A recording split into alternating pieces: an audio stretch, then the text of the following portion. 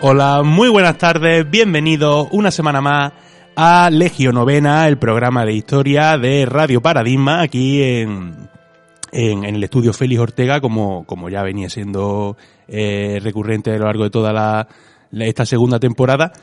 Y como siempre están acompañándome junto a mí mis compañeros, que esta vez pues no pueden hacerlo como en el programa anterior que estuvimos los tres, pero bueno, volvemos un poco a la nueva, bueno, a la normalidad, ¿no? A la normalidad nuestra de Legio.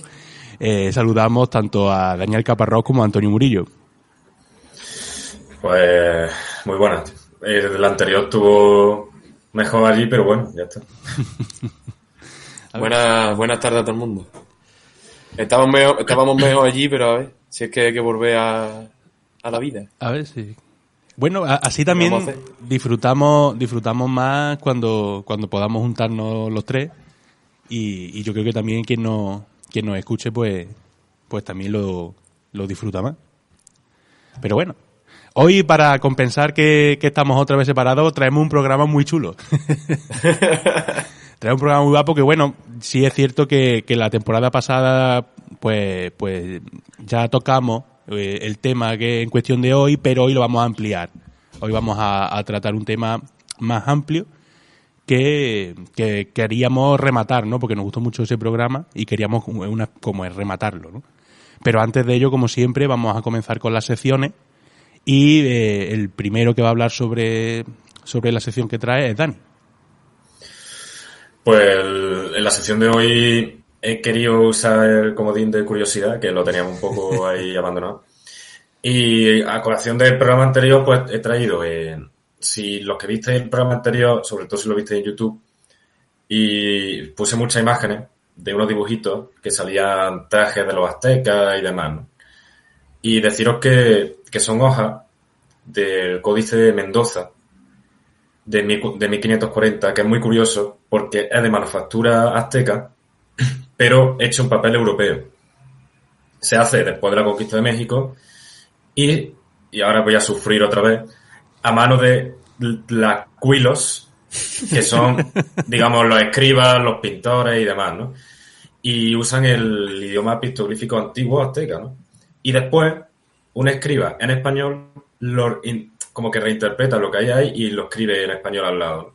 Y me parece muy curioso porque es como un símbolo de ese sincretismo cultural que hubo a causa de la conquista y que además pues podéis ver un montón de cosas. Luego pondré en la bibliografía, hay un tuit que subió Archivos de la Historia donde se ven las raciones que le daban a los niños, la manera en la que se vestían, cuáles eran los deberes en cada etapa de su crecimiento. También se pueden ver la ropa, como ya visteis, incluso el tema de cómo se cultiva, muchísimas cosas. Y es muy curioso de ver. Y si ponéis Códice Mendoza PDF en Google, el primero lo tenéis, es descargable y podéis echarle un ojo y es curioso. Sí, así que para ahí lo podéis mirar.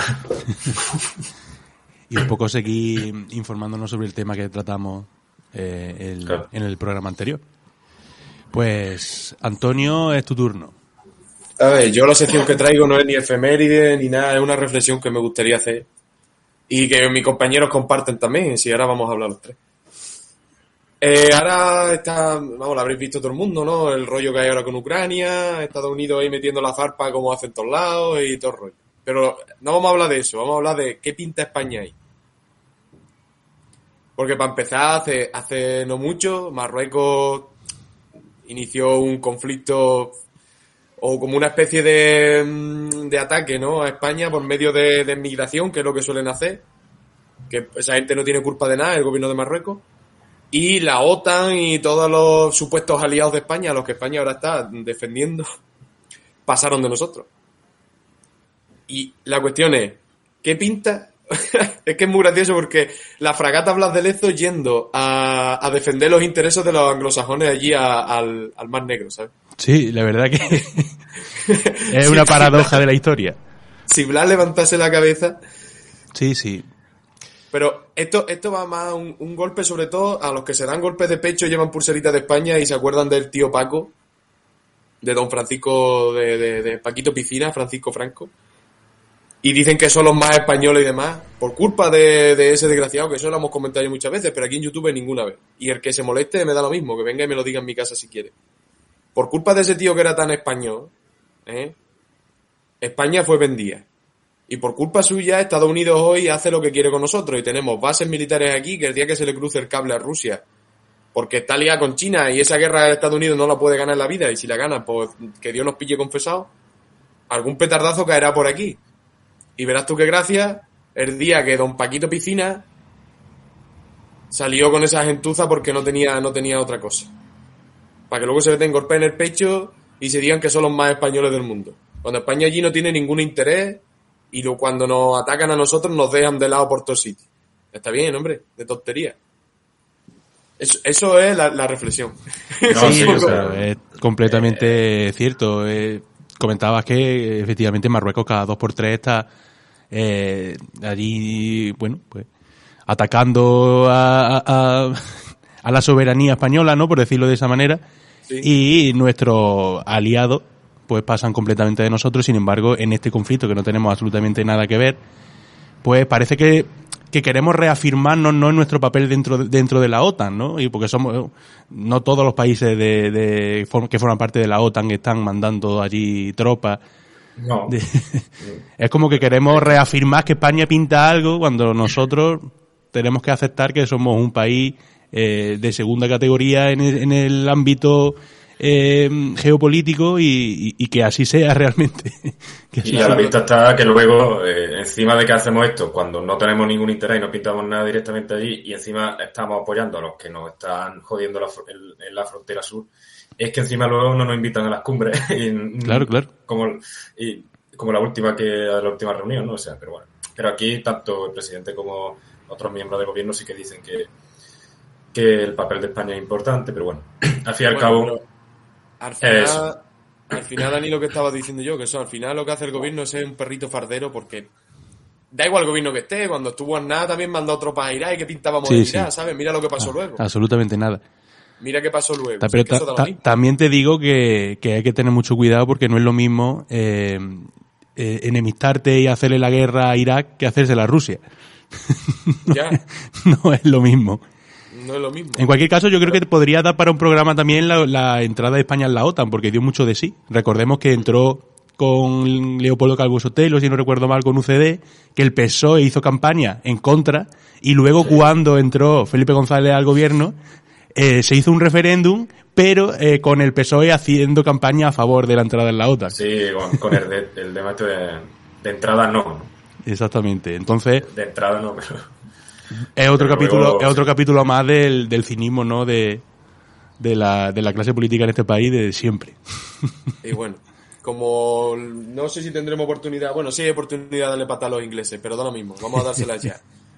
A los anglosajones, tío, Estados Unidos, estate quieto ya, tío, que no haces más que tocar las narices, estate quieto, tío. Biden, tú no tienes nieta, Biden, para irte con ella al parque.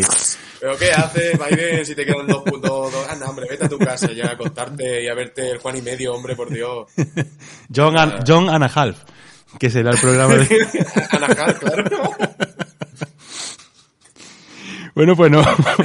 Terrible, bueno. No vamos a desviarnos más del tema porque el que traemos hoy es un poco extenso, ¿no? Que vamos a hablar sobre el periodo de entreguerras, ¿no? Ese periodo que hubo entre la Primera Guerra Mundial y la Segunda Guerra Mundial, el siglo pasado en Europa, que dio mucho de sí y que, como ya comentaba, la temporada pasada hicimos un programa sobre la política de apaciguamiento, pero en esta ocasión, en este caso, queríamos ampliarlo y hablar un poco sobre los conocidos como felices años 20, ¿no?, que fueron realmente una completa ilusión. Ese crash del 29, que marca un poco el punto de inflexión entre la década de los 20 y la década de los 30, que ya hablaremos en la década de los 30 en ese camino hacia la guerra que terminó estallando en 1939. Vamos a comenzar hablando un poco de las consecuencias de la Primera Guerra Mundial, porque van a marcar la política exterior a lo largo de este periodo de entreguerras, ¿no? Como ya sabéis, después del conflicto, pues se produce la disolución de los grandes imperios dinásticos. Van a desaparecer el imperio alemán, que se convierte en la República de Weimar, un estado democrático pero con muchas debilidades. Un estado muy débil, un estado muy frágil, que surge de la dura derrota que tiene Alemania en la Primera Guerra Mundial. Desaparece el Imperio Ruso, que como ya sabemos, a lo largo de la Primera Guerra Mundial sufrió una revolución y termina la Primera Guerra Mundial, y los años no la termina siendo la Unión Soviética, pero en los años posteriores ya se establece definitivamente el nuevo Estado. Se desaparece el Imperio Austrohúngaro, el Imperio Otomano. Digamos que hay una serie de nuevos estados que aparecen en el mapa europeo, la gran mayoría de ellos frágiles y bastante inestables, sobre todo porque en las fronteras de esos nuevos estados va a haber muchas minorías nacionales que no pertenecen a la mayoría étnica de ese nuevo país. Se va a formar el reino de Yugoslavia, que ya vimos las diferencias que tenían, sobre todo serbios y croatas. El reino, Checoslovaquia, no recuerdo exactamente si se configura como reino. Imagino que sí. Yo tampoco lo sé si era un reino o no. No lo sé. Que no recuerdo haberlo leído en mi vida eso, pero da igual. Pero bueno, nuevos estados como Turquía, como Checoslovaquia, como Austria, Hungría, etcétera. Se va a crear además la Sociedad de Naciones, que fue un organismo que fracasó por completo en los años en los que estuvo vigente, que es una especie de pre-ONU, ¿no? Digamos que era el intento previo a la creación de la ONU ya después de la Segunda Guerra Mundial. Pues después de la Primera Guerra Mundial se creó la Sociedad de Naciones, que tenía muchas limitaciones y fracasó en su intento de diplomacia, que al final era para lo que se creó, ¿no? Para que todos los conflictos venideros entre las naciones pues se solucionaran a través de la diplomacia. Sobre todo con los puntos esos de Wilson también, ¿no, Rafa? Que claro, al final los puntos de Wilson... por el tema de la autodeterminación, de las nacionalidades, como Europa al final es un conglomerado de naciones distintas y todo eso. Sí. Pues pero básicamente para debilitar los estados fuertes que eran enemigos de por entonces, porque luego los respeto a las naciones de por allí ni de coña. Sí, bueno, por supuesto. Todas las... Sí, dime. Estaba mirando, Rafa, y se configura como Primera República Checoslovaca. Lo digo para salir. Primera República. Tampoco. Pues mira. Luego habrá otras, ¿no? Pero esa es en 1918. Uh-huh. Ah, pues mira. Perfecto, pues ya conocemos cómo se configura la primera Checoslovaquia. Esta sociedad de naciones desde el principio van a ser amputada porque no va a admitir a las naciones vencidas, solamente a las vencedoras. Entre ellas una Italia que está triste porque ha ganado la guerra, pero no le han dado nada más que los caramelos de la cabalgata. No le han dado nada.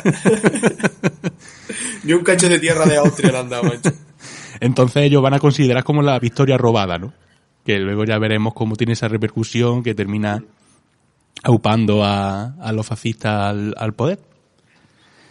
Con los vencidos se realizan una serie de tratados, las potencias vencedoras realizan una serie de tratados con las potencias vencidas, es lo que se conoce como la Paz de París, y dentro de estos tratados nosotros tenemos que darle mayor importancia al que se firma con Alemania, que es el Tratado de Versalles.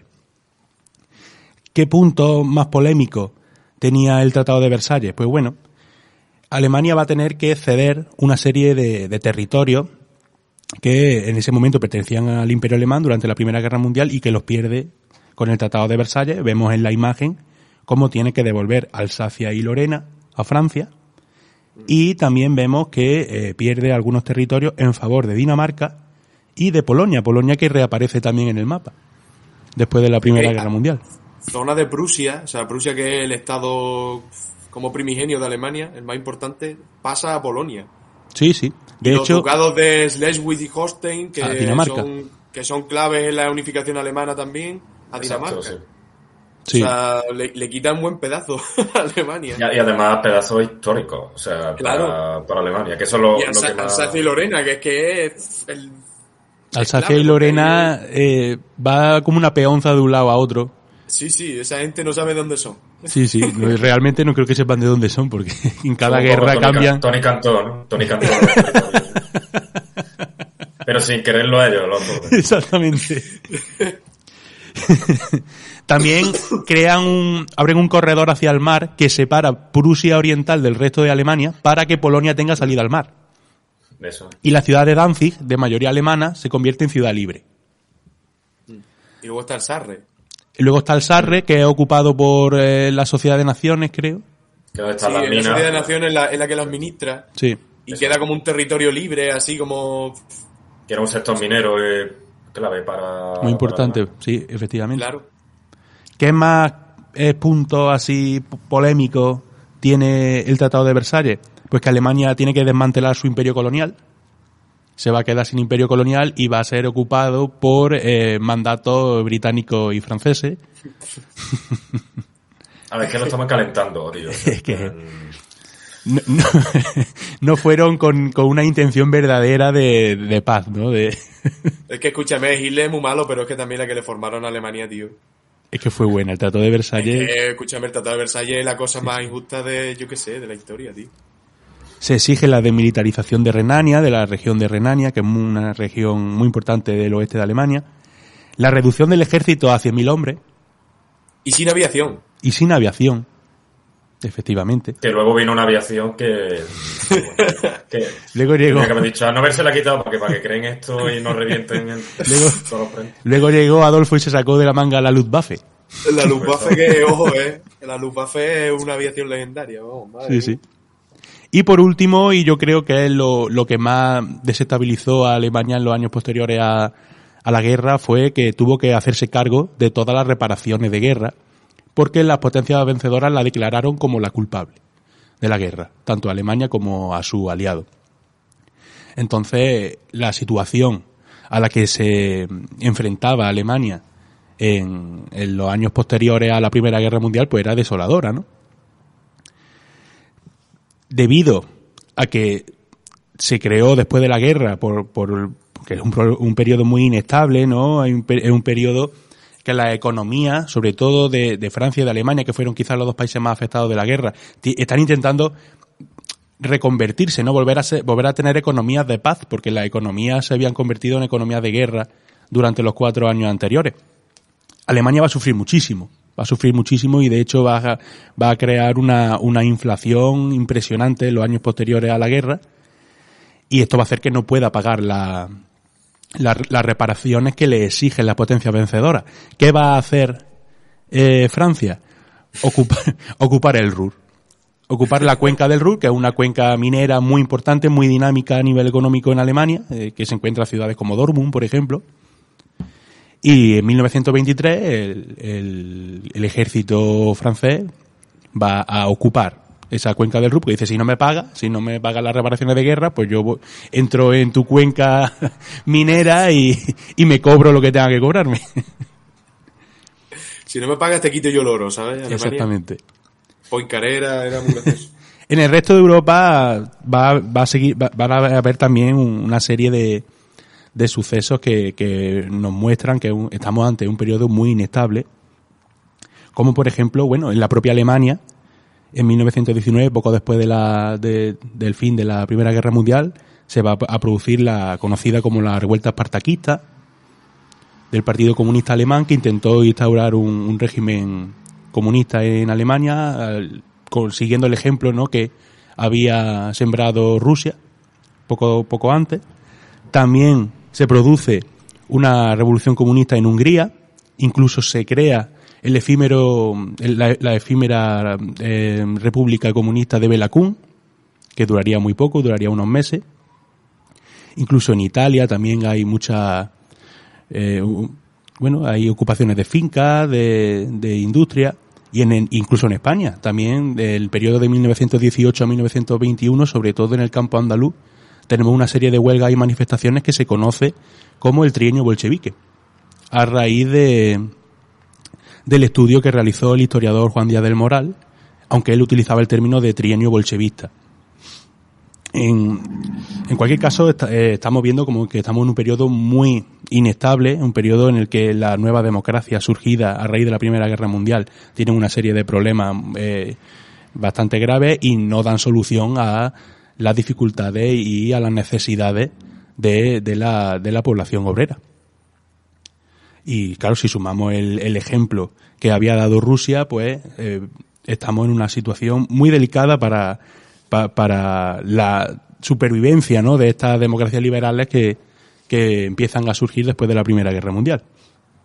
Al final, uno de los problemas que también tiene la Sociedad de Naciones es que por dejar al resto de naciones que mientras que no sean comunistas sean lo que quieran, pasó un poco lo que pasó. Porque principalmente uno de los principales objetivos que tenía la Sociedad de Naciones y las grandes naciones victoriosas después de la Primera Guerra Mundial es hacer un cordón sanitario para impedir el avance del comunismo y el avance del ejemplo de la Unión Soviética. Y eso es una cosa que es fundamental.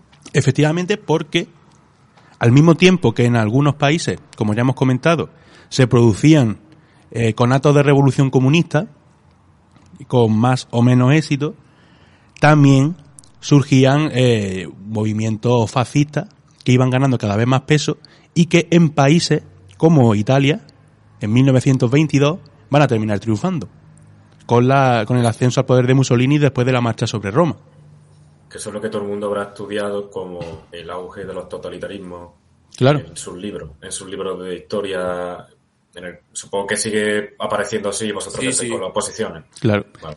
Las clases más acomodadas, las clases altas de países como Italia, como Alemania, como España, como cualquier otro país de Europa Occidental, miran con mucho terror lo que ha ocurrido en Rusia y algunos ejemplos que están ocurriendo en sus propios países y se apoyan en estos movimientos fascistas porque ellos los consideran los garantes del orden ya establecido y de sus propiedades privadas. Entonces, por eso tienen ese auge, no solo en Italia, sino que también hay otros ejemplos en este caso, de intentos de llegar al poder por la fuerza de grupos fascistas, como va a ser el Putsch de Múnich en 1923, realizado por Adolf Hitler, que le costó ir a la cárcel y allí escribió Mein Kampf. A la cárcel que se fue un añito, ¿sabes? Por dar un golpe de estado. El juez era primo suyo o algo, vamos. Totalmente. Bueno, vemos que después de la Primera Guerra Mundial y después de esas sanciones que se le han hecho a Alemania, pues estamos en un periodo muy inestable. Alemania no puede pagarle las reparaciones de guerra a las potencias vencedoras y Francia, pues vemos cómo se lo cobra por su parte ocupando el Ruhr, vemos cómo hay revoluciones comunistas, vemos cómo suben como la espuma movimientos fascistas, incluso en Italia en 1922 ya han llegado al poder y esto hace que Estados Unidos salga de ese aislamiento al que había vuelto tras la Primera Guerra Mundial y diga, yo como soy tan bueno, como el tío Sam es tan bondadoso, voy a repartir sobre Europa el conocido como Plan Dawes. Y este envío de capitales para las economías europeas va a... Así como el Plan Marshall, ¿no? Exactamente, el Plan Marshall es posterior a la Segunda Guerra Mundial, pues después de la Primera Guerra Mundial, en 1924 concretamente, va a enviar capitales a la economía europea y esto va a permitir cierta recuperación de la economía alemana, que va a poder hacerse cargo de las reparaciones de guerra que le exige sobre todo Francia. Y bueno, de esta manera Francia se va a retirar del Ruhr en el año 1925. A esta mejora económica le van a seguir una serie de tratados como el Tratado de Locarno de 1925, en el que las potencias vencedoras acuerdan respetar las fronteras occidentales de Alemania. También un año después, en 1926, se va a admitir a Alemania en la Sociedad de Naciones. Y en 1928 va a tener lugar el Pacto de Bryan-Kellogg, en el que se rechaza la guerra como forma de resolución de conflictos. Entonces, gracias a esta mejora económica de los países más afectados de la guerra en Europa, pues vemos como hay se empieza a crear una serie de diplomacia que parece que empieza a reconciliar a los antiguos enemigos y que Europa progresivamente va saliendo del agujero en el que se encuentra. ¿Por qué Estados Unidos se ve con el músculo como para decir, pues voy a ayudar a esta gente? Porque a Estados Unidos le iba muy bien después de la Primera Guerra Mundial. Eso se creían ellos. Estados Unidos estaban viviendo días de flor y nata, días de gran felicidad, porque tras la Primera Guerra Mundial el país va a disfrutar de un espectacular crecimiento de su producción industrial, sobre todo en sectores como la automovilística, como la eléctrica o la química. Se va a especializar Estados Unidos en una producción estandarizada y en cadena que podemos observar muy bien en esa mítica película de Chaplin, ¿no? De tiempos modernos. Esa producción en cadena y estandarizada que se hace tan famosa en esa época. Y se van a desarrollar pues el cine, la radio, se van a crear nuevas mentalidades, a haber una nueva moralidad, nuevos modelos de vida. Se está creando en Estados Unidos una incipiente sociedad de consumo, ¿no? Son tiempos felices. De hecho, en 1928 el entonces presidente de los Estados Unidos, Calvin Coolidge, realizó las siguientes declaraciones. Ninguno de los congresos de Estados Unidos hasta ahora reunidos para examinar el estado de la Unión tuvo ante sí una perspectiva tan favorable como la que se nos ofrece en los actuales momentos. Eran el rey del mambo. Era un visionario ese. Este hombre probablemente era conocido como Rappel en Estados Unidos. Habrá como mucho uno o dos casos. Exactamente. Sí. No he visto peligrar la eliminatoria en ningún momento. Estados Unidos era feliz y dice, mira, me va tan bien las cosas que yo voy a Europa, ayudo a esta gente, pero en octubre de 1929 todo cambió, ¿verdad, Antonio? Cambió bastante. Porque vino el crack, vino el fiera, el mastodonte del 29. O sea, una cosilla, o sea, Rafa, para que se nos quede claro, entonces, para que la gente entienda lo de el concepto feliz años 20 se refiere a esos años en Estados Unidos con ese efectivamente. Los felices años 20 solamente podemos hacer uso de esa expresión, que ya de por sí es muy dudosa, porque como vamos a ver ahora en la exposición de Antonio, era un crecimiento económico totalmente ilusorio. Esa expresión solamente la podemos trasladar a Estados Unidos, ¿no? Porque estamos viendo como en Europa la década de los 20, sobre todo la primera parte de la década de los 20, es muy conflictiva y es muy inestable. Sí es cierto que luego, en ese conocido como espíritu de Locarno, la segunda mitad de la década de los 20, en Europa va a ser más liviana, pero cuando hablamos de felices años 20 nos estamos refiriendo a esa vida, esa nueva moralidad, esa nueva mentalidad de una sociedad estadounidense que se cree que por fin le ha llegado la felicidad después de unos años difíciles de Primera Guerra Mundial. Perfecto, que allí no cayó ni una bomba. Que allí no pasó nada, pero bueno. Sí. En fin, el crack del 29. Antes he dicho que ellos se creían que estaban muy bien y eso, y es verdad, porque es que hasta 1925 el crecimiento era un crecimiento económico sólido. Es decir, no estaba basado en especulaciones y estaba acorde con la realidad económica. O sea, que lo que se producía era lo que el dinero que se producía era el que había, no como luego con lo que vamos a ver, que es como que parece que se produce un montón de dinero, pero luego eso no tiene valor real, no se soporta en ningún sitio, es pura especulación. Es como lo de imprimir billetes, que siempre se hace la broma. Exacto, a partir de 1925 empezaron a imprimir billetes, pero un montón además. Eso pasó literalmente en Alemania, de hecho he visto una foto que podemos colgarla si la vuelvo a encontrar. Una foto de un alemán en la época ahora, de... si no la encuentras, Rafa, ¿qué hacemos? Si no la encuentras... un dibujo, Rafa. Si no la encuentro, pues hago una foto yo mía saludando y ya está. con billete. Con billete. Que estaba un alemán en la década de los 20 empapelando su casa con billetes, con marcos, porque era más barato que hacerlo con papel de empapelar. Sí.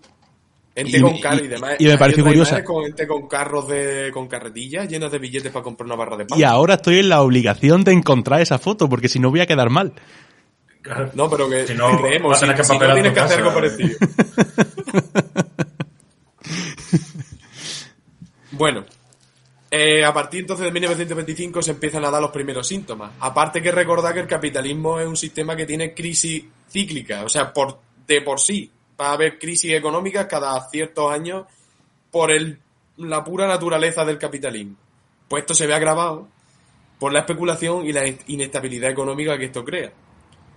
Esto yo lo voy a explicar para la gente normal, porque en verdad hay mucho tecnicismo, mucho rollo económico. Como si me lo explicara a mí, que de matemáticas entiendo lo mismo que una persona nacida ayer. Yo igual, o sea, que para adelante. Bueno, los dos principales problemas y causantes de la crash del 29 son la sobreproducción y el abuso de los créditos. La sobreproducción, por ejemplo, se ve muy bien en el campo de Estados Unidos. Y es básicamente por ser unos malditos ansias, que es lo que son los putos yankees. Ya ha pasado. Si nos está escuchando un ciudadano estadounidense, le pedimos disculpas. Que se aguante, que se aguante. Si usted, su abuelo no hubiera formado la que formó. Si usted es de Detroit, no es nada personal con usted. Mira, ¿por qué va lo de la ansia? Porque en los productos del campo subieron muchísimo los precios. Entonces, ¿qué hicieron los agricultores y los ganaderos? Endeudarse con más créditos para comprar más tierra, para comprar más maquinaria, para aumentar más la producción y obtener más dinero. ¿Qué pasó? Que se acabaron arruinando porque produjeron tanto que toda la gente de Estados Unidos, de los mercados que podían pagar los costes de producción, ya estaban satisfechos, ya tenían el producto, no querían más. Y los mercados que quedaban no podían pagar esos costes de producción, entonces se quedaron con todos los excedentes y se arruinaron. Eso es el problema de la sobreproducción explicado en el campo. Luego también pasó en otros sectores, pero sobre todo en el campo es donde más pasó. Esto se une al abuso de los créditos. El abuso de los créditos en tres direcciones: para producción, como acabamos de ver, para consumo propio, pero sobre todo para la especulación bursátil. Claro. Cogían créditos para invertir en bolsa y sacar un beneficio rápido. Este es un problema gordísimo porque, como pasó luego lo que pasó, una cosa arrastraba a la otra, y no solo el que había pedido el crédito acababa en la ruina, sino el propio banco, porque es el que tenía que responder. Claro. ¿Vale? Esto al final es lo que es una realidad económica que no se sostiene en ninguna base sólida, es un castillo de naipes, es un gigante con los pies de barro, como se suele decir, ¿no? Entonces, en esta situación llegamos al Jueves Negro, el 24 de octubre del 29, que hay una depreciación enorme de las acciones y entra un pánico a la gente por vender tremendo. Los bancos en ese momento pues dicen, bueno, vamos a comprar nosotros las que están saliendo al mercado, y sostienen un poco la situación, porque si pasaba lo que iba a pasar, los bancos iban a la ruina. Pero el 29 de octubre es la hecatombe. 16 millones de acciones van al mercado. Y esto es que es una cadena y es maravilloso. A mí es que las crisis del capitalismo y más en Estados Unidos pues me hacen gracia. Se derrumba la bolsa. Entonces, como se derrumba la bolsa, estaba sostenida por los préstamos, se derrumban los bancos. Como las empresas están sostenidas también con los préstamos de los bancos y ya no dan más préstamos, se derrumban las empresas. Y como las empresas son las que sostienen al final a las familias en la economía capitalista, la gente va al paro. Y entonces, los felices años 20, así. De los felices años 20 a la Gran Depresión. Claro, y justo un año después de las declaraciones que antes habíamos escuchado. Claro. Sí, claro. Como Albelda viendo la semifinal del Sevilla-Valencia, es que terrible. Como todo estaba sostenido con el crédito, pues los bancos quiebran, retienen crédito, demás, las empresas, y al final lo principal es que el paro se desata de una manera increíble. Y esto se extiende a Europa también. Claro. Porque, como había dicho Rafa, con el plan Dawe había mucho capital invertido en Europa para las reparaciones de guerra. Capital que cuando pasa esto se repatria. Es que la estabilidad europea en la segunda mitad de la década de los 20 se había creado estaba básicamente sostenida por Estados Unidos. Claro, depende de Estados Unidos. Y como Estados Unidos ahora mismo está en la mugre, pues Europa se va a la mugre también. Claro, le dice a Europa, oye, el dinero ese dámelo, que es que me hace falta a mí, ¿sabes? Y, oye, las perras que te dejé, ¿dónde están los 5 euros? Los 5 euros. Oye, yo te di 5 euros, ¿no? ¿Sabes? Pues es un poco eso lo que pasa. Claro, la crisis se expande por la repartición de capitales y entonces se para la reconstrucción de Europa. Y aparte, Estados Unidos se vuelve súper proteccionista en su mercado y deja de comprar productos extranjeros, lo cual hace que decaiga aún más la balanza de pago y todo este rollo, bueno, que la economía de Europa se hunde más todavía. Además, Antonio, en Europa siempre se ha criticado también que no hubo un intento de respuesta común por parte de las naciones europeas para atajar la crisis, sino que cada país por su lado intentó realizar sus propias medidas. Al final luego todo se basa un poco más o menos en lo mismo, menos Alemania cuando llega a Hitler. O sea, básicamente son medidas liberales, ¿no? De dejar el mercado que ya se arregle solo, pero sí es verdad que cada uno va por su lado, no hay una respuesta común, no se unen todos y crean un fondo común o una manera de apaciguar, de amortiguar un poco el golpe. Sí. Y seguir con la reconstrucción y demás. Ahí ya sí que se volvió al abandono total y cada uno su cosa y volvemos otra vez al clima que va a crear luego lo que pasó. Es que en 1932 en Europa había 30 millones de parados y millones de personas vivían de la caridad. Claro, esto es un momento de crisis tan gordo y teniendo en cuenta sobre todo en Alemania lo que había pasado antes con el Tratado de Versalles, ¿qué pasó? Pues que el fascismo subió como la espuma. Y nosotros mientras tanto intentando crear un régimen democrático.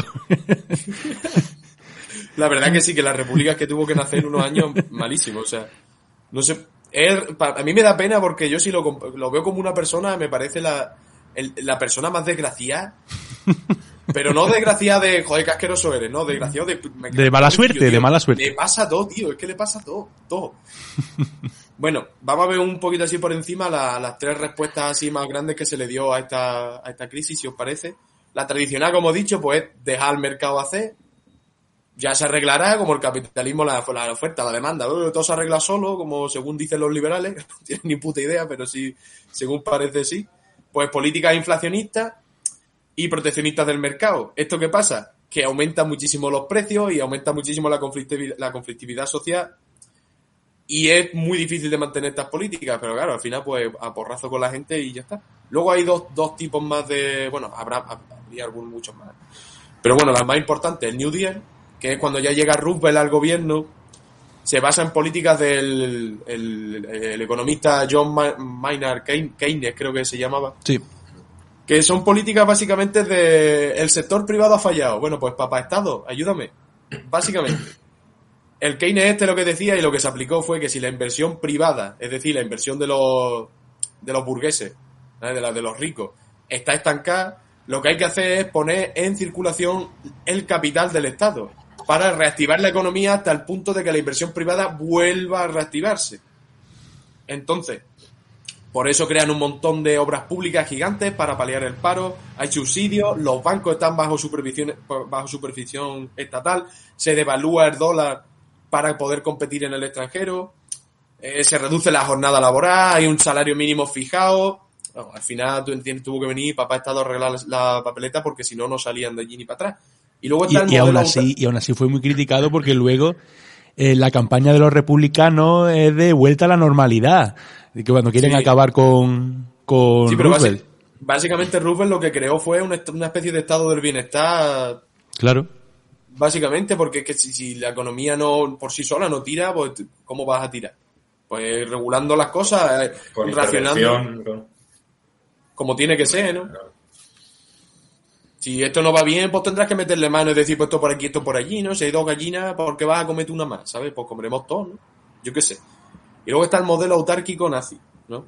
Básicamente es una defensa del capitalismo y la propiedad privada a ultranza, basado en la autarquía, en la agricultura de abastecimiento, en acuerdos comerciales bilaterales con potencias más débiles, regulación de precios, racionamiento de productos básicos, cosa típica de este tipo de regímenes. Se canaliza el beneficio empresarial a la compra de deuda pública para financiar la actividad productiva estatal en busca del pleno empleo. Y también la importancia que tuvo la industria del rearme, cuando Hitler ya empieza a decir, mira, ya voy a hacer la Luftwaffe y todo lo que haga falta, ¿sabes? Que lo del Tratado de Versalles ya se acabó la broma. Se acabó, ya está, esto ya... Y último modelo, que es importante, que lo tengo puesto aquí, es que pues, la Unión Soviética pues no sufrió estas consecuencias porque no estaba metida dentro de estos círculos. Claro. Entonces, como estaba su rollo, pues el crack del 29 se lo pasaron un poco por ahí. También porque la tenían aislada. No es que ya se quisiera aislar y la Unión Soviética estaba aisladísima, pero bueno. Y básicamente esto fue lo que pasó. Una bomba de humo fue la economía de Estados Unidos en los años 20 y por eso pasó lo que pasó en el crack del 29. Sí. Entonces rota ese espíritu de Locarno, como decíamos, rota esa convivencia que ya de por sí era frágil, tras el crack del 29, por la década de los 30, va a ser un periodo muy difícil para Europa, ¿no, Dani? Antes de nada, decir que nuestro técnico Javi te ha salvado el culo, Rafa, porque me ha enviado la foto del hombre empaquetando su casa de billetes. Me la ha enseñado, me la ha enseñado. Así que ya la tenemos. Incluso ya se me está ocurriendo portada para el programa, ¿eh? Pues mira, no es mala portada. Bueno, vale. Puedes ponerme a mí con la foto, pero con mi cara empapelando. Eso es lo que iba a hacer, eso. La cuestión, Europa en los años 30, pues un mundo paradisíaco donde todo el mundo querría vivir. Ya había hecho referencia al Tratado de Versalles, que también traía yo en parte, pero ¿se me escucha bien? Es que creo que... Sí. Vale. Se te escucha perfecto, Dani. Entonces no es cuestión de volver a repetirlo, ¿no? Pero, por ejemplo, sí destacar algunas cosillas que dice Samuel de León Paz en su tesis doctoral, que es interesante. Además, Rafa, creo que a ti te gustaría, porque me recuerda un poco al TFG que hiciste. Él analiza la prensa en España, cómo trata la conferencia de Múnich, en plan, tanto de un lado como... Pues, entonces, es interesante eso. Sí. Claro, tenemos que tener en cuenta que todavía en 1938 hay una España republicana y una España franquista, claro, y cada una tiene su prensa. Claro, cada una va a ver esos sucesos en Europa de una forma distinta. Y claro, es lo que dice, bueno, en el Tratado de Versalles, es lo que has dicho antes, Alemania es prácticamente la única responsable de la Primera Guerra Mundial. O sea, eso es como lo que se sienta cátedra en torno a eso. ¿Qué va a pasar? Que psicológicamente y socialmente el ideario colectivo alemán y europeo se va a ver muy marcado por este sentimiento. Tenemos la inflación y el empobrecimiento del que ha hablado Antonio. Básicamente los anhelos y esperanzas, como dice Samuel, de esta gente cae en picado.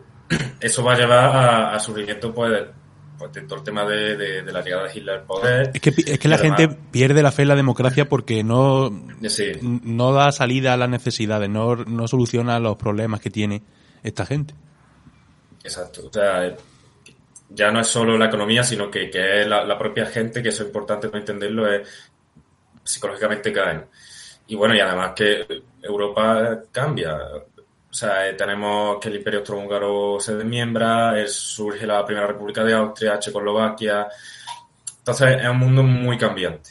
En ese contexto, tampoco en este programa no le vamos a dedicar a cómo Hitler llega al poder, que de eso podríamos hablar otro día, claro, sino que cuáles son las medidas que se toman en los años 30, o cuáles son las medidas que Alemania toma en los años 30 y que por tanto ver cómo Europa responde a esas medidas, que sería lo que llamamos la política de apaciguamiento. Es decir, todo el programa expansionista de Alemania va a tener una repercusión en Europa, que los dos grandes dirigentes de Europa en ese momento, que son el Reino Unido y Francia, van a tomar una serie de decisiones, en este caso, más bien no tomarlas, sí, que llevarán a la Segunda Guerra Mundial. Hablando mal y pronto, no enfademos a Hitler porque no queremos una guerra con él y ya está. Y eso consiste.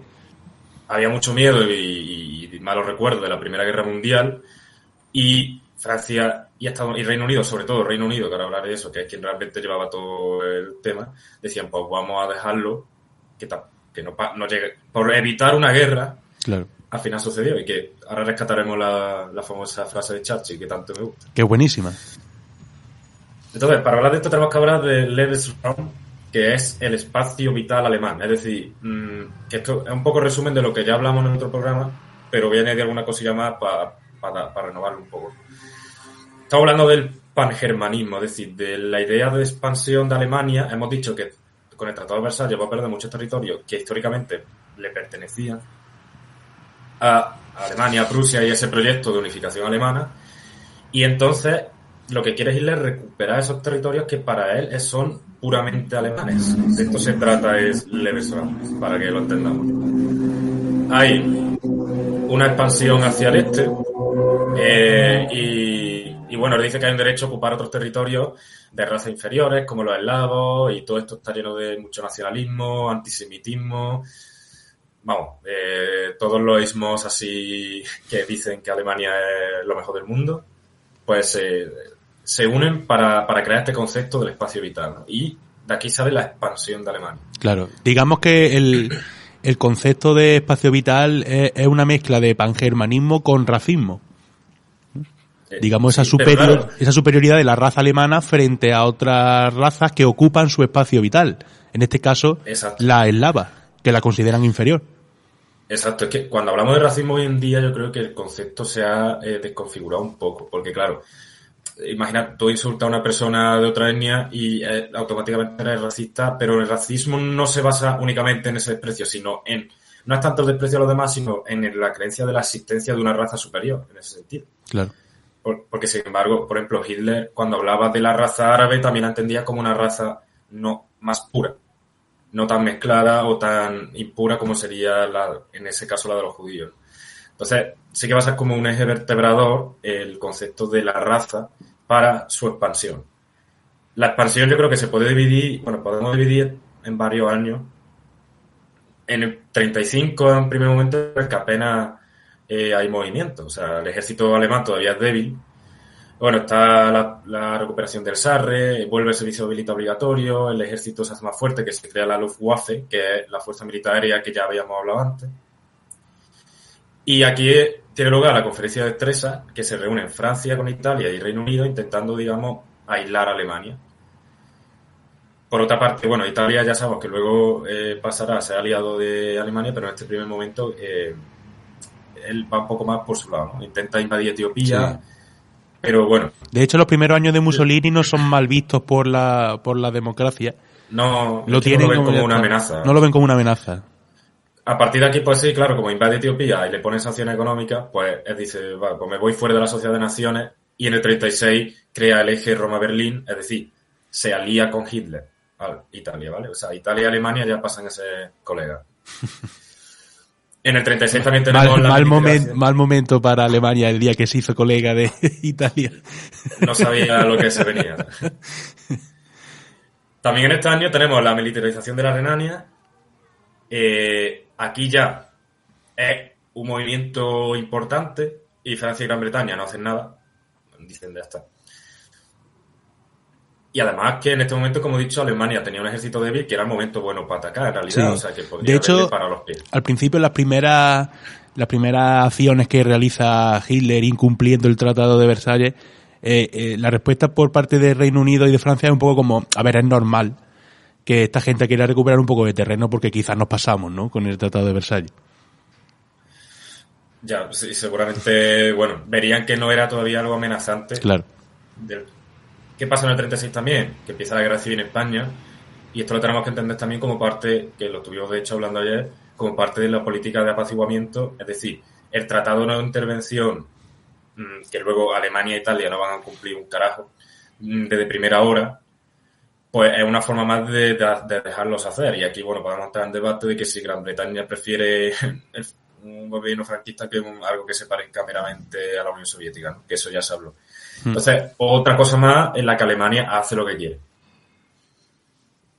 Como va a pasar en Austria, en Checoslovaquia, en Finlandia y demás, ¿no? En el 38, en marzo, se da lo que se conoce como el Anschluss, que es la unión entre Alemania y Austria. Que, por cierto, el Anschluss estaba completamente prohibido en uno de los puntos del Tratado de Versalles. Exacto. Sí, porque incluso Austria quería, en un principio, cuando acabó cuando acaba la Primera Guerra Mundial, incluso Austria se plantea unirse a Alemania. ¿Sabéis? Sí, porque se queda tan débil y demás que dicen, bueno, pues yo qué sé, pues nos vamos aquí con nuestros hermanos alemanes de toda la vida, ¿sabes? Pero se le prohibió. Ahora es un buen momento para poner el papelito de... Eso te iba a decir, que ahora sí podemos ponerlo. Claro, aquí lo que... Hay un plebiscito, o sea, la Sociedad de Naciones, para quedar bien, dice, bueno, esto pues que se vote, ¿no? Y ahora pondremos la imagen porque, claro, la papeleta donde se votaba, tiene el círculo del sí y el del no, tiene un círculo para el sí y otro para el no, pero el del sí es mucho más grande que el del no, que ahora ya lo podemos ver en la foto, que la vez que lo subimos a Instagram nos lo censuraron, creo, porque... Sí, porque sale una vástica. Pues salía claro. una vástica, sí. Eso para empezar, y luego, como decía Rafa en aquel programa, no es secreto porque un oficial de la SS te vigila y además se lo daba en mano Claro. a él para que primero lo revisase. Tu voto se lo entregaba a un oficial de la SS. Y él miraba si había votado que sí o no. Así funcionaba el Que votase plebiscito. que no, pues, yo qué sé. Así funcionaba el plebiscito democrático sobre la entrada o no de Austria en el Tercer Reich. Claro, puedes está hablando votar de por- la anexión. Claro. Está hablando, por si nos perdemos, de la anexión de Austria a Alemania, ¿vale? Eso es lo que se votó. Pero no votó todo el mundo, ¿eh? Que hubo eso también lo comentaba Rafa en el otro programa, 400.000 personas entre gente de izquierda, judíos y tal, pues que no votaron. O sea, que en Claro. realidad, entre que no votó esta gente y que el voto era como era, pues bueno. Y claro, el Anschluss, que como ya hemos dicho, era algo completamente prohibido en el Tratado de Versalles, se produce y Francia y Gran Bretaña siguen mirando para otro lado. Exacto, no dicen nada. Así que, siguiente punto. Aquí tampoco actúan, ¿vale? No han actuado en la Renania, no han actuado en la Guerra Civil Española, no han actuado en Austria. Siguiente paso. Checoslovaquia. Los sudetes. Exacto, los Sudetes donde hay más población alemana. Claro. Y bueno, también para adelante. Aquí no pasa nada tampoco. Es verdad que ahora, ya sí, pues Francia, Gran Bretaña, Alemania e Italia se van a reunir para evitar mayores problemas, pero claro, Claro, se reúnen entre ellos. hay que decir un para momento, hablar Dani, que Austria pues se anexiona porque al final son alemanes, ¿no? Sí, claro. Y Checoslovaquia, Hitler mira a Checoslovaquia porque hay, como ya hemos dicho, hay una región que es la región de los Sudetes que es de mayoría de población alemana. Exacto. Entonces, Sí. claro, Hitler entra con este pretexto, pero al final va a invadir todo el país. Checoslovaquia entera. No, y además, que tú también hacías tu referencia, aquí tenemos la conferencia de Múnich de 1938, donde, como digo, se reúnen Francia, Gran Bretaña, Alemania, Italia. No había ni un checoslovaco por allí, ni se le esperaba. Nadie. Peter Chen no estaba allí. Y, claro, se llega a un acuerdo en el que básicamente dejan campar su hacha a Alemania, o sea, no hay más. Y aquí es donde viene, que es un episodio que me encanta. Claro, porque es que el presidente, bueno, el primer ministro británico por entonces, que era Neville Chamberlain, llega a Inglaterra súper contento con su papelito de que Hitler le ha dicho de que no va a ir nunca a la guerra con Gran Bretaña, que no va a haber una segunda guerra mundial, ¿no? Entonces llega todo feliz con su papelito de, sí, los checos que le den por saco, pero yo vengo con mi papelito Claro. de no a la guerra. Vengo con el justificante, hoy no trabajo, ¿sabes? Esa a costa, o sea, y el Inglaterra no entra en la guerra a costa de checoslovacos, austriacos, Claro, españoles. no olvidemos que Checoslovaquia era un país aliado de Gran Bretaña y de Francia. Pirata. Y lo dejan completamente vendido. Pirata. Ahí va. Chamberlain llega a Inglaterra con ese acuerdo, ¿no? Que él habla que es la paz para nuestro tiempo. Claro.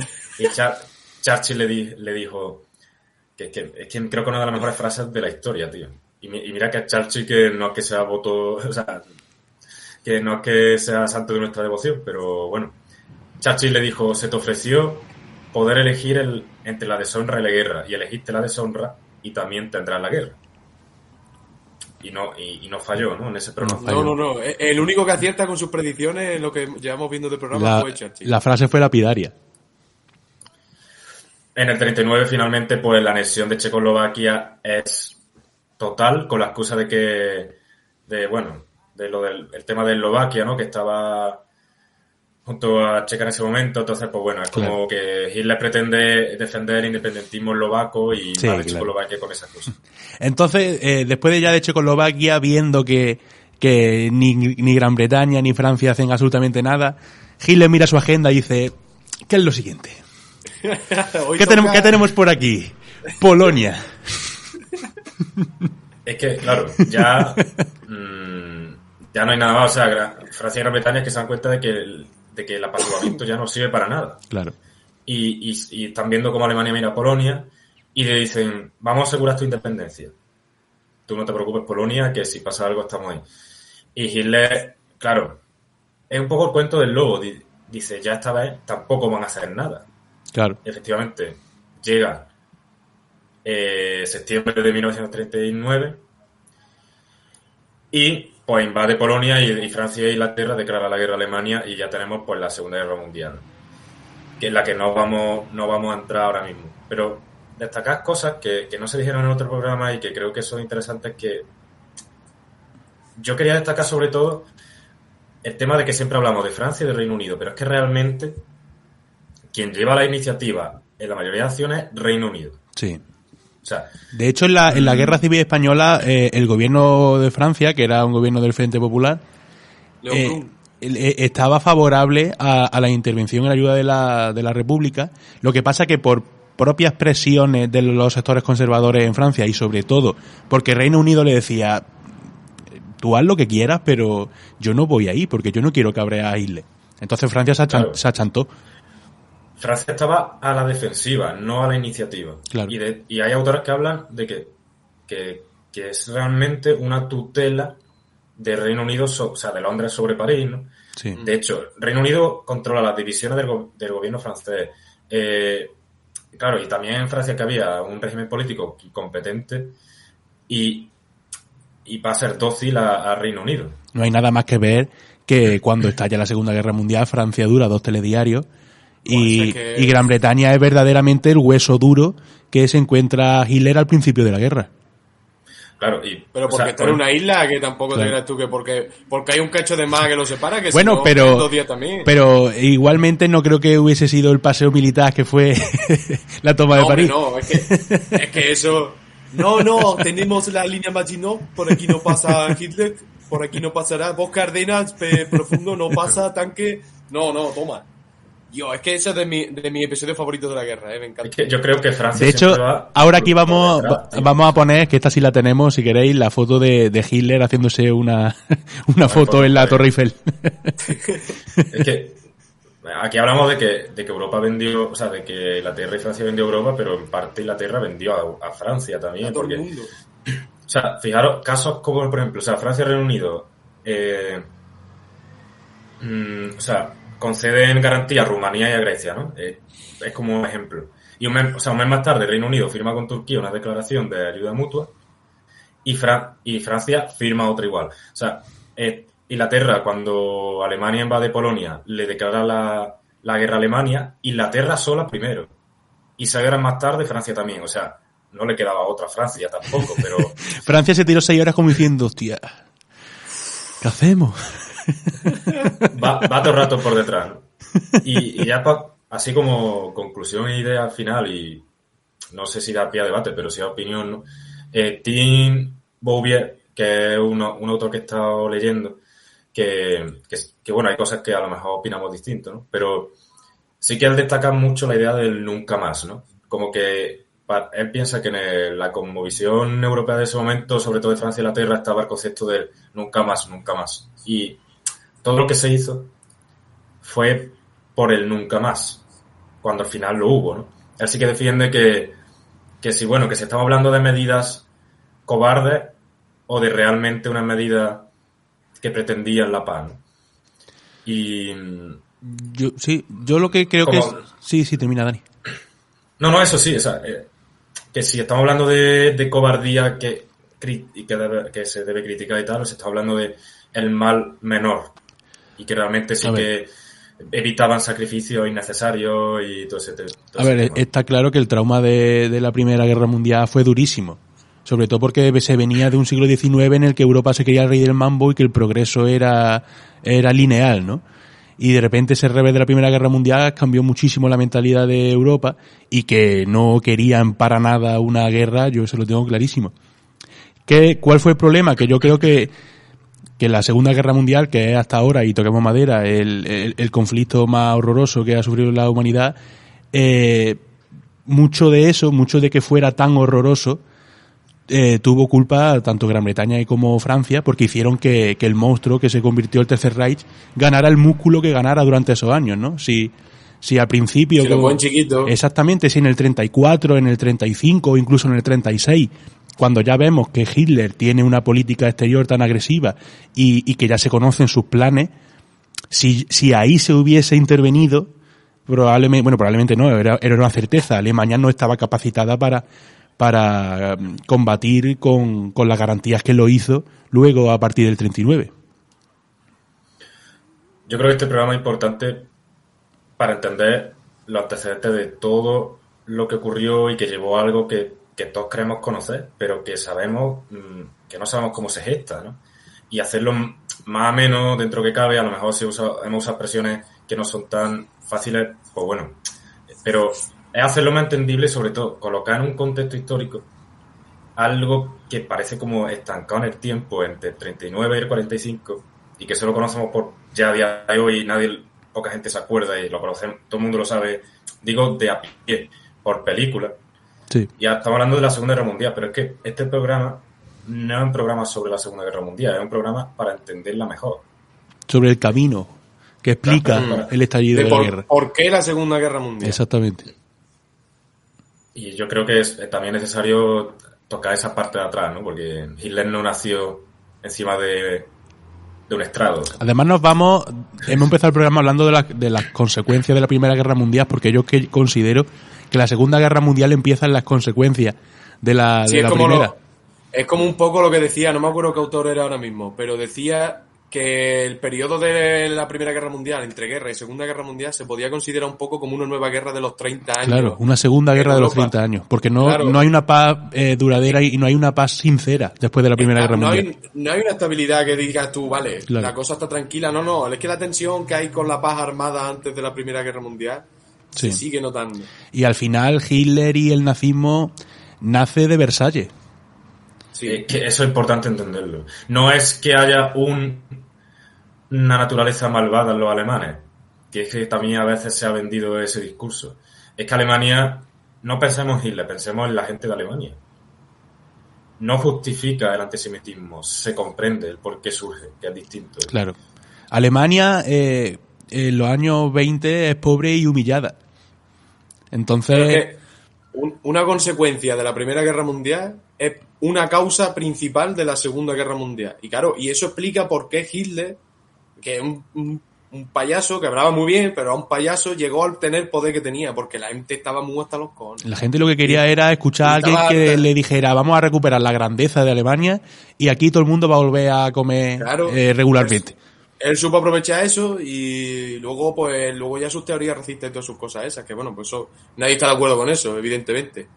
Aquí nadie está de acuerdo con Hitler, ni con sus mierdas, ni con eso. Solo se reconocen las cosas que pasaron, en el sentido de, por la Luftwaffe era una aviación de la hostia. Pues sí, el ejército nazi era una máquina de guerra grandiosa. Ahora, era el ejército nazi, gracias a Dios que lo reventaron, ¿sabes? Básicamente. Sí. Que no se vaya a confundir aquí la gente, que no somos aquí... Lo que está claro es que... Que va. Estamos explicando un contexto social y económico. Y las cosas no pasan porque sí. No. Entonces... Claro, tenemos que entender que ese crecimiento surge en una situación en la que el pueblo alemán, pues como decía Dani, no es que sea malo por naturaleza, sino que se vio arrastrado prácticamente a creer en las teorías de ese absolutamente loco. Además de verdad. Pues bueno, sí. Si no tenemos nada más que debatir, pasamos al juego y cerramos con el programa de hoy. Venga, vamos. El juego de hoy es un verdadero y falso, que ya lo hemos traído en alguna otra ocasión, pero en este caso innovamos un poquito ya de frase histórica. Una frase dicha por personajes históricos y vosotros pues tenéis que decirme si esa frase de verdad la dijo esa persona o por lo menos está atribuida comúnmente a esa persona o si me lo estoy inventando por completo, como un bellaco. Así que vamos con la primera de la frase, ya está, yo la digo y vosotros pues decís verdadero o falso, lo que os parezca. Empieza tú, Dani, diciendo esta vez. La primera. Decía Bismarck, poco después de firmar la paz en Versalles con Francia, después de la guerra de franco-prusiana, y después de crear el imperio alemán en Versalles. Decía: Francia ahora conoce el poder de la nueva Alemania. De ahora en adelante debería apostar por la paz si no quiere perder otra guerra.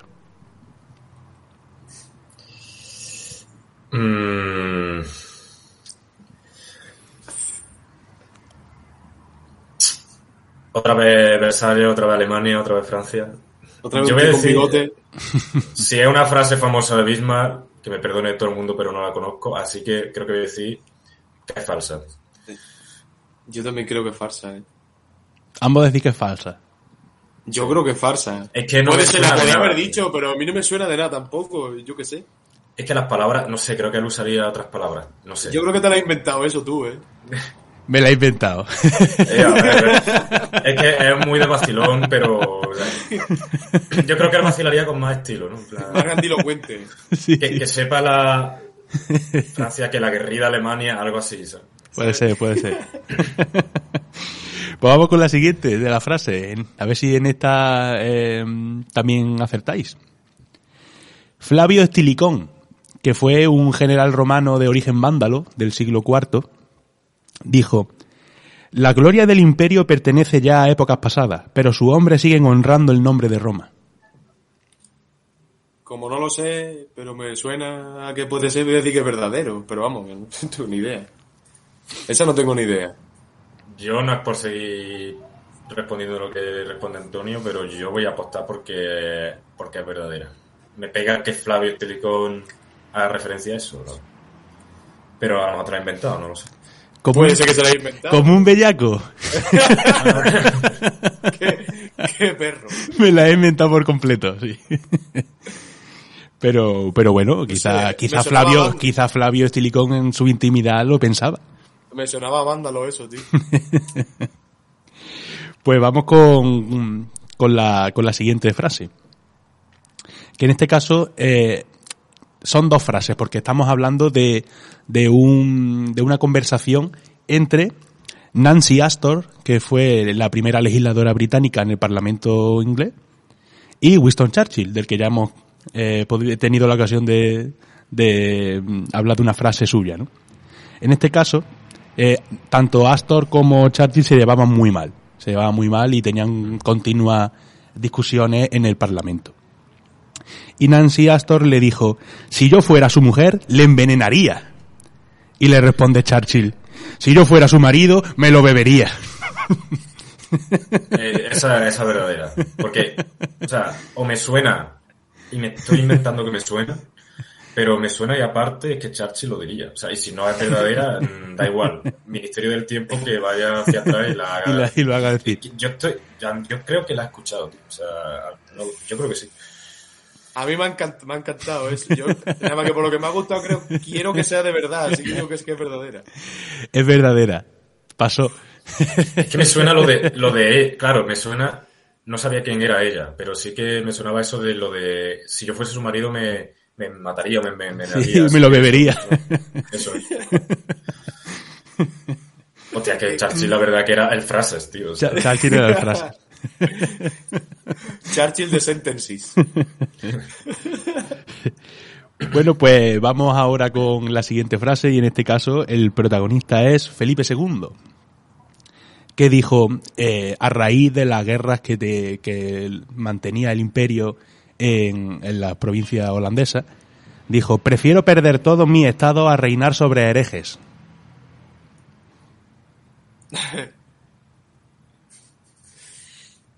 Hostia, es que lo podía haber dicho, en verdad. No lo sé, tío. Venga, vamos a decir que es verdadera, porque Felipe también era un poco vacilón. Yo creo que es falsa, tío. No me suena.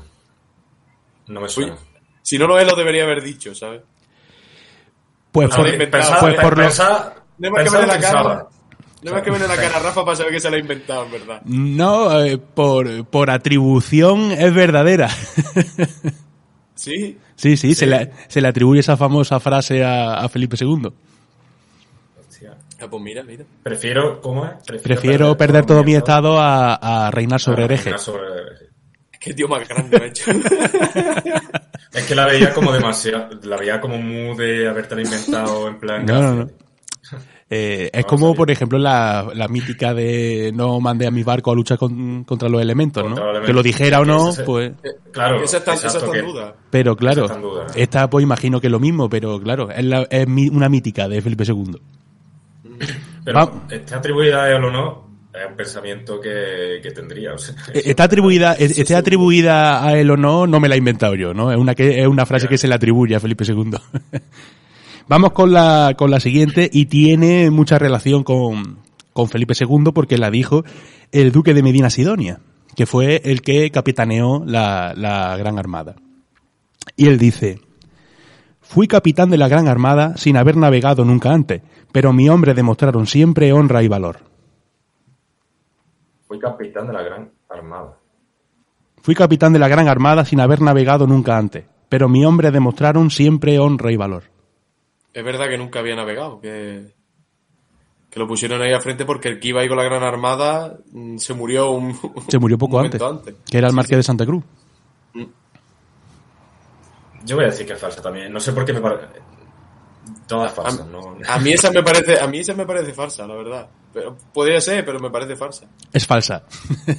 Que eso, no sé, muy larga, las frases de que son cortas. No veo yo al duque de Minas sino diciendo, pues yo fui capitán así borracho, fui capitán de la Gran Armada. Cuando iba ya de... No sabía navegar. No veo yo diciendo a ese tío. Iba ya de viejo por las tabernas diciendo, yo fui el capitán y yo no tenía ni idea de coger un barco. Jugando al dominó.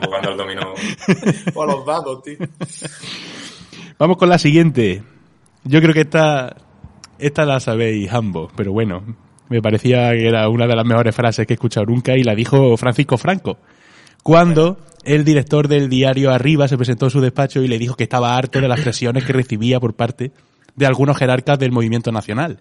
Franco le dijo: haga usted como yo, no se meta en política. Sí. Esa es verdadera. Esta es regalo. Esa es regalo, pero es que es buenísima. Oye, tío,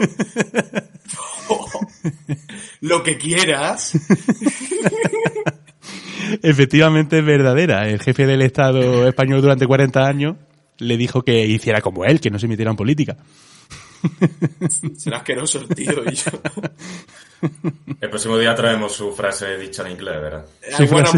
I wanna movement. Country. Vamos con la siguiente, que también tenemos a Franco presente, pero en este caso no la dijo él, sino que la dijo Hitler en el encuentro que tuvieron ambos en Hendaya, en esa entrevista en el que España pudo entrar en la Segunda Guerra Mundial. Hitler, después de estar escuchando a Franco, que Franco lo que quería era que sí, que entrábamos en la guerra con Alemania, pero que España quería su imperio, ¿no? Y quería Marruecos, y quería Gibraltar, y tenía mucha... Franco iba con mucha decisión a lo que él quería y muchas leyes, ¿no? Y Hitler ya estaba cansado de Franco y le dijo: ahora soy el dueño de Europa, tengo 200 divisiones inactivas, no queda más remedio que obedecer. Yeah.